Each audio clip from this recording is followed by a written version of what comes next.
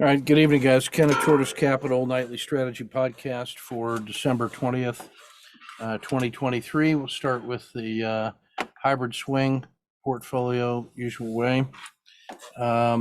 Today was characterized by grinding in the morning and then a broad market collapse in every sector, global and domestic, that rewarded the intraday traders nicely. Here's Alcoa. So yesterday we made bank on this one. Today there was no trade in the morning when it broke through the Bollinger Band mean, and PSAR had already flipped. I speculated in with the standard risk, and then the bottom dropped out and closed down here for a cushion of 4R, which I'm going to hold overnight.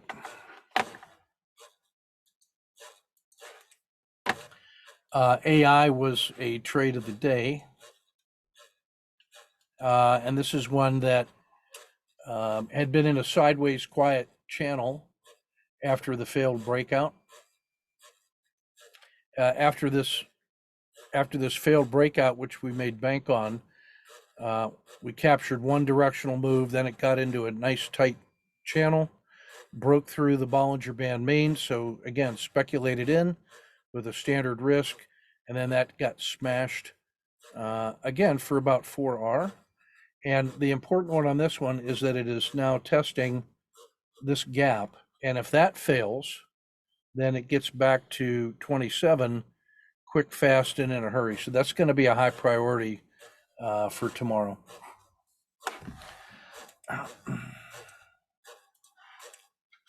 Amazon was an intraday, caught a 2 re-entry, which really went nowhere for a scratch. And then when everything fell and the PSAR flip, we got short for 3. Caterpillar, same trade. We closed yesterday's emerging dragon for a nice 4R win. And then after the PSAR flipped and everything was melting down, we gave that one a shot for 3R. Cliff, no trade. CVS. Now this one was interesting to me because it was a compound critical state and an intraday trade of the day that got us up into here. It held off the sell-off more than most. There was not enough time left in the day to get short on this one. Plus, there were plenty of other opportunities to be short. So this is going to be one that I think is interesting in 2 different directions tomorrow. That if the failure continues, then there's going to be a bunch of folks who made money in here looking to preserve profits. So there would be they'd be encouraged to sell. So there could be some short-term selling. At the same time, if the market recovers tomorrow and this shows any signs of gains, and everybody who missed this move may be interested in entering on the long side. So I can make a strong tactical argument for CVS in both directions, and it's already in play after a long period of sideways quiet. So I really like CVS as a tactical trade tomorrow. Disney, another great tactical trade. This is one where we closed the long from yesterday on weakness. It rolled over, and in the usual way, we just took the exit at the skin of the dragon. This one was one of the first ones to hit the Bollinger Band main and start failing, so we got long one. And then when it cleared all of this support and had a 2R battle drill, that was an easy 2R battle drill to take. And then that thing really collapsed, and it's already back testing the bottom part of support from earlier. So all of these gains are now gone, and this thing is on the verge of panic near the 10-day low. So anything short that goes below 90.75, I'll be adding positions to it. That one looks to me like a high priority trade for tomorrow. Dish, there was a short-term opportunity. I ran out of span of control to get short on that one. EWW, this was a late in the afternoon, a why not trade when everything else was collapsing. I like Mexico and Brazil short. In Brazil, this is one where the overnight trade bit us. So sometimes this is going to happen. From last week, we got the favorable gap up, and we were holding 1, 2, 3, 4, 5, 6R of a cushion. That thing gapped all the way down to here, and what was a plus 6R win turned into a -4. And then that was a signal to be short. So the revenge trade comes in, and in the market collapse, this gave us our 4R back. So there's +4 here to wipe out the -4 there. I was happy just to call it a day back to net zero, and am ready for more pain and suffering to the short side. But that's one of the consequences of making the, holding positions overnight. Just part of the territory. Intel, no trade. IP, no trade. IYR, the real estate.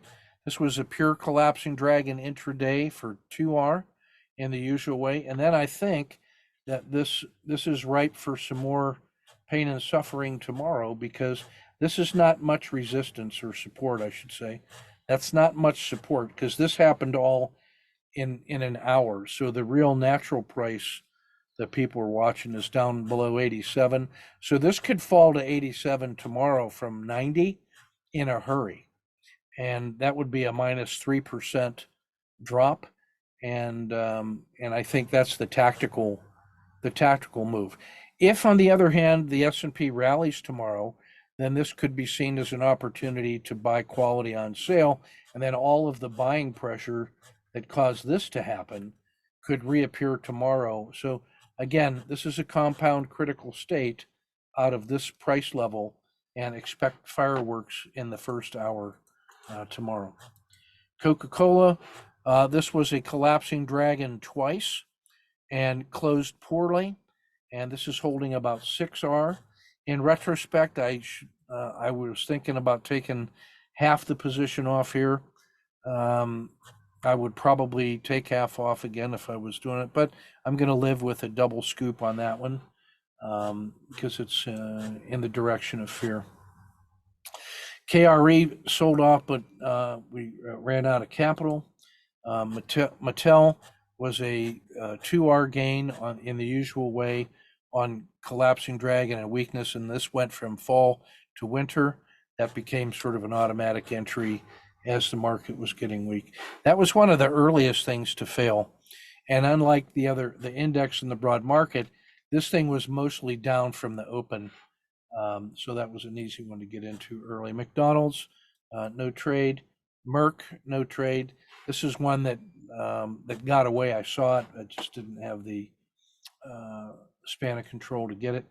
Microsoft, this was an early emerging dragon that began to fail, so we exited it the usual way. That allowed us to avoid a 1.5% sell-off, and this was characteristic of even the tech leaders, and so that's why I'm thinking there could be some more pain and suffering tomorrow. Marijuana, no trade. Nvidia, no trade. Again, a tech leader that got assassinated. This is starting to look like a buy on dip opportunity, so we'll be stalking that carefully. Clean energy, I cashed the trade from yesterday, missed the sell-off, but that has more pain and suffering because that's now well below all of the support levels from the last 5 days, and then the next target price is going to be down here around 26.50. Rivian, this was a crossing of the Bollinger Band mean after a brilliant run-up, and this is initially I'm treating this as everybody that made money in here that's preserving profit took their exits. If there's any sign of weakness, then anybody that didn't take their profit is likely to take profit tomorrow. So I'm expecting some defensive selling in Rivian tomorrow. In the S&P, again, you can see how in the afternoon, the the dragon turn, the RL30 turn, that's your owl entry. There's the PSAR flip. There is the crossing of the Bollinger Band mean. This is where the river started rolling over. What was instructive was this as a support level. If you go back to where the previous support was in this region, when that broke at 472.50, that should have been a screaming alert that abnormal moves are on the way, and then the rest of the day happened, which took it all the way back to a new 5-day low. And then the 10-day low is still a ways off, but that was some serious give back that offset completely all of the Fed gains. So this looks to me like everybody that made money during the Fed boom has now recaptured that. Treasuries, on the other hand, showed some strength and a breakout to the upside. That's a no-brainer trade. Tesla, part of the big collapse that was my entry short was on the PSAR flip and the crossing of the Bollinger Band, and then the owl entry followed soon thereafter. But Tesla has been underperforming the S&P, and it's just getting murdered. Walmart, this was an interesting one because we'd had a long bias, and this was the normal natural exit, maybe even a couple bars late because I wanted to give it room to gain. But we took the profit above the PSAR, and then later, as everything in the market was collapsing, there was an opportunity trade here in Walmart when it crossed the Bollinger Band mean. I attribute this to like index selling, not so much hatred of Walmart, but just as part of the protective selling that happens when the indexes are rolling over. And then U.S. Steel, this was another no trade. This is just the market digesting the news. There's been no additional buying pressure. It did resist the sell-off, which I found interesting. There's still a little bit of buying interest at this price level, and we'll see how that shapes out for tomorrow. Lots of interesting moves today, though. I think the Luke gave us a nice presentation on the system he's been working on, which has when he aggregates the daily trades, the individual daily trades look like this: SQN of 2.29 and a win-loss ratio of 1.6. When he takes it as a daily roll-up, the winning percentages increase, the SQN goes up, as does the expectancy on a daily basis. And then the weeklies are even better. That 81% of his weeks are positive, and the win-loss ratio is astronomically good, and the expectancy per week is exceptional. And so I've asked him to put together a workshop for the rule set, because his rules allow him to get the first early moves and leg one, and that there's still a lot of gold left in the mine for people that want to look at leg two or ways of optimizing some of the exits. What he's got is a really robust robot tradable system that's not optimized at all, but which produces a steady state of baseline quality that's hard to ignore. It's the result of a 5-year research project. I'm really proud of the work that he's done. So more to follow on that. Let's see if I can find my sniper trade of the day here. Yep, here we go. So just briefly, this was the opportunity trade in AI.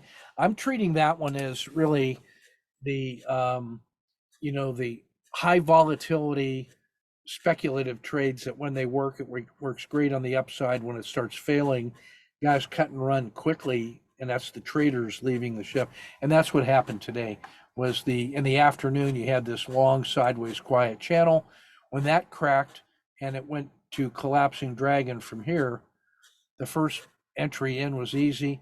Notice how the VWAP suddenly becomes directional. That shows there's a lot of volume involved on these trades that are making the VWAP bend, as well as the river and the PSAR and the dragon and the price.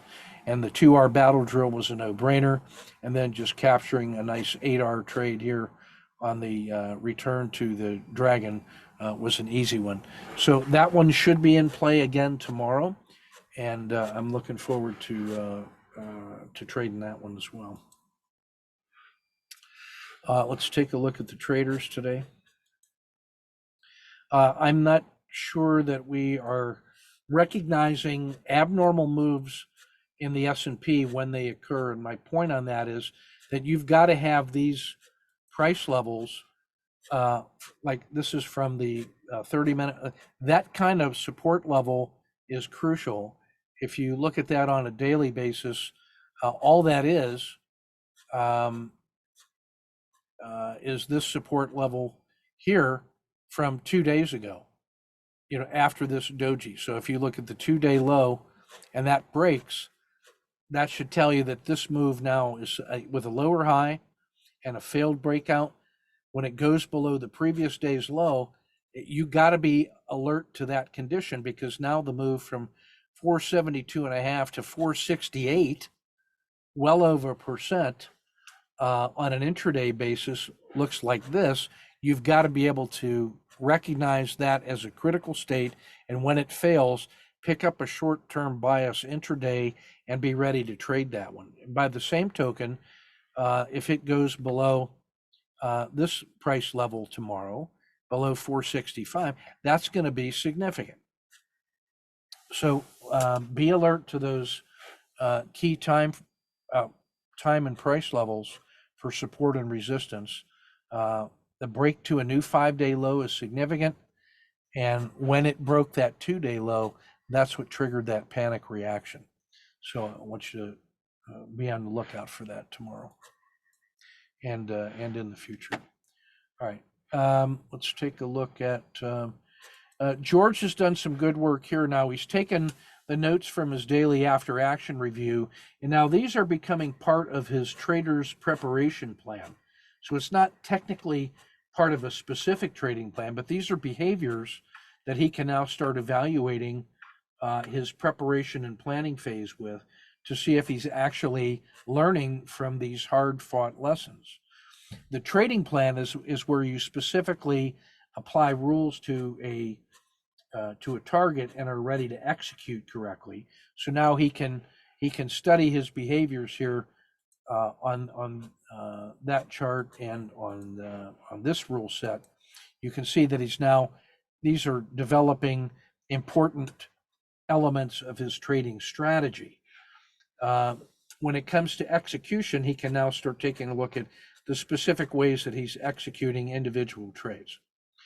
Here's one from Kevin where he's done a very nice job on the PSAR flip, captures what's there, does a quick exit of this one when it does not follow through. Now, what I want to show here is that when price breaks below the VWAP after an upward day, that's always going to be significant.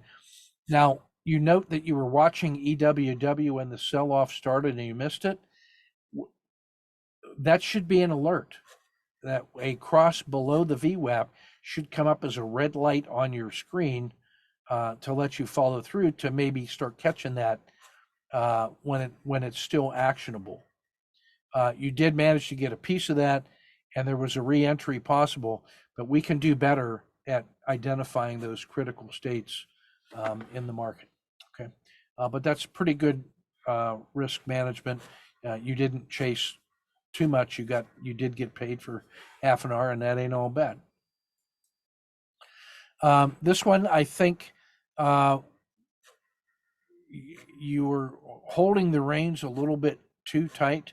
Like, we should be able to catch the collapsing dragon here off of this break, and then maybe too tight a stop. I do like that you got back in and made bank, and there was an additional re-entry available in here. This is going to be in play again tomorrow, you can be sure. So this is still reasonable efforts in here, but we should take better advantage of that opportunity. Now, what I want to share with you, Kevin, is that I know that maybe you're getting a little frustrated. But when you look at the numbers, I know 100% of the people that would take these numbers in a heartbeat. And so what we got here is maximum trade 3.2, the worst trade minus 0.98. So you're not taking losses greater than -1. You've got a natural looking histogram that is positive expectancy between -1 and +2. And you've got a fat right tail. And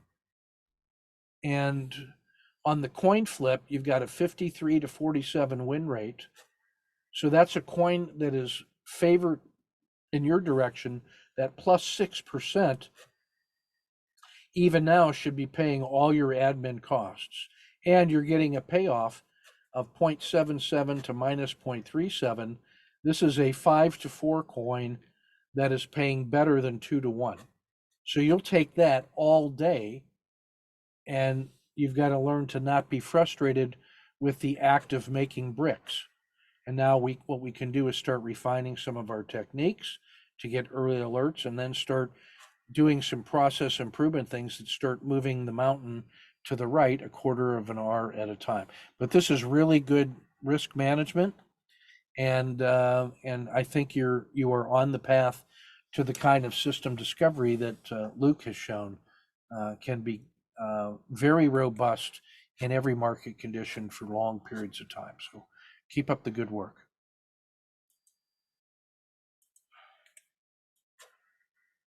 Yeah, on George's move, this re-entry was excellent and gets you back in time to make bank and turn this into a positive day. And now what you've got on your execution AAR is really showing you things that you can really focus in on. So if you compare this to your last set of AARs, you now actually have some very actionable tasks that rise to the top that should pay you off tomorrow. So this is something that you specifically want to look at tomorrow and for the rest of the week. Are you really watching the VWAP and the Bollinger Band mean as a way to guide your directional bias? So that's going to be crucial. Okay. Good work. All right, let's take a look at the daily report now.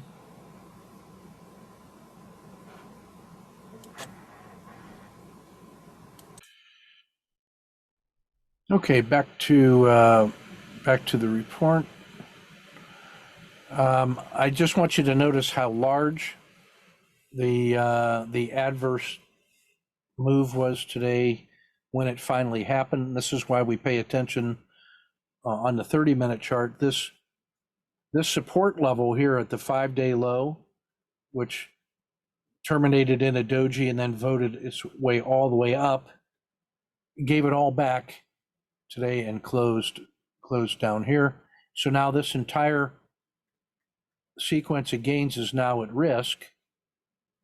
And now we're looking for, does it follow through to the downside? The next stop is at the PSAR dot, the previous, which flipped, and now the southern skin of the dragon. And if that fails, the next one is the 10-day low and Bollinger Band mean for the second leg down, which puts 456 in play. So this is 465, this is 468. So those become crucial price levels. Now it's a tactical trade in this region until it can get above 475. So if we were just going to identify the yellow zone, we would say this whole piece in here is yellow zone. And as soon as it falls below 469, that thing is now failing. And then if it fails below 455, Katie, bar the door. This is double secret probation disaster, because then it breaks through this gap and now we're all the way back to the 30-day low at 435. So that's how fast this thing could move. That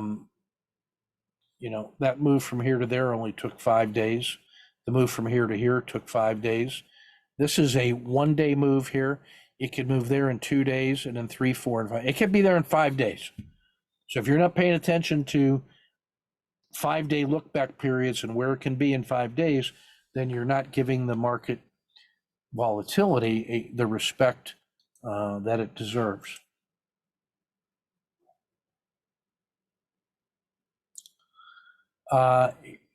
Market dashboard. We can see here how quickly the truth changes. We're still bullish normal, but look, all of that support completely disappeared in that kind of panic selling, and we're really close in terms of volatility for it to fail. That's how quickly the truth can change.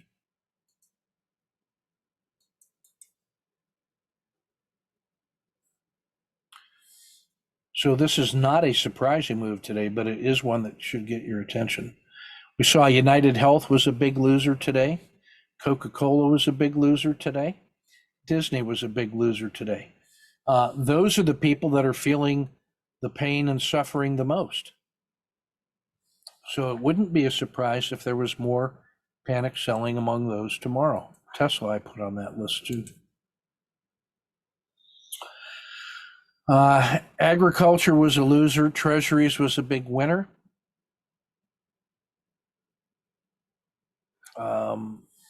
Still not a lot of things that test out well on the auto framer, and part of that reason is because the very large size of today's range makes it hard to get better than 3 to 1 on the way up. Because remember, what we do is we take today's range as the execution risk, and then we look to the 10-day high, and we compute that ratio of reward versus risk. So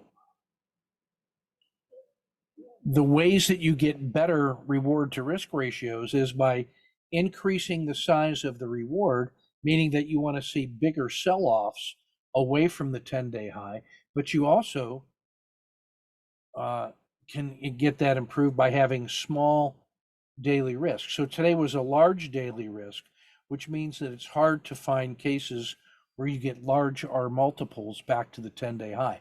Now, if today's sell-off continues to be enforced so that there's some more selling, but the range goes from like this and then terminates in a doji, that's when you get the best possible reward to risk ratio, is when you've had maximum pain from the 10-day high and then range compression when the daily range is low. That tells you that the panic selling has left the building. But right now, all we have is the first day of large range panic selling.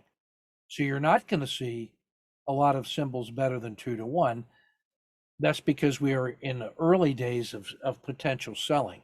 So the next thing we're going to do is try to take advantage of whenever targets go below their previous day's low, that we can start piling on. But then we're also going to start looking for the volatility to dry up and start looking for doji days that allow us to frame this in a zero state in either direction. That is the essence of adapting to market conditions and being able to read the volatility map. Where are we on the volatility map? You are here, right? Only gold was a squeeze. Everything else was a large range day. Still being dominated by the summer, but we did have some candidates roll back into the fall as they rolled over today, like Coke and McDonald's did so. This shows you the diversity of pain and suffering. Just about everything today except treasuries was getting murdered. And look how bad the globals did. Brazil minus 600, emerging markets minus 485, EFA minus 500, and so forth.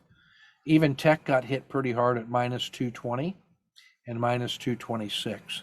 So that's what the coyote looks for, as the master opportunist. That makes him hungry. top 10 remain kind of the same, things that are moving reliably large. And that's everything I want to cover for today. I think let's look at we can see that the RL10 slope rolled over today. Is still coming back to normal. The RL30 showing that we are at risk. Even the RL90 started to peak today, is getting ready to start rolling over. And now we are at a crucial state. The last time it came back to the edge of the river, it responded with this move. But to be realistic, we are 1, 2, 3 legs up and only a micro selling. There's more pain and suffering coming back in. And that's the argument of how this thing could get back to 430 if we see an accelerated selling. So let's be mindful of this as a compound critical state and be ready for large moves in either direction. All right, take good care, and we will get this published and posted. Those of you in the Foundations course and in the Research 2023 course, you're going to really enjoy Luke's presentation, and we'll get that loaded up later tonight. Take good care, and we'll catch you tomorrow ready to trade.